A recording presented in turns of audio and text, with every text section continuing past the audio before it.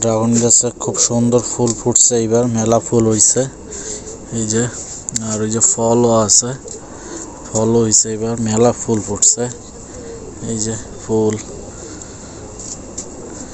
এই যে ফুল। এবার ড্রাগনে ভালোই আলহামদুলিল্লাহ অনেক ফুলই ফুটছে আর ফলও হইছে। দেখি এটা ফল আছে, এই ফলটা ছিঁড়বো।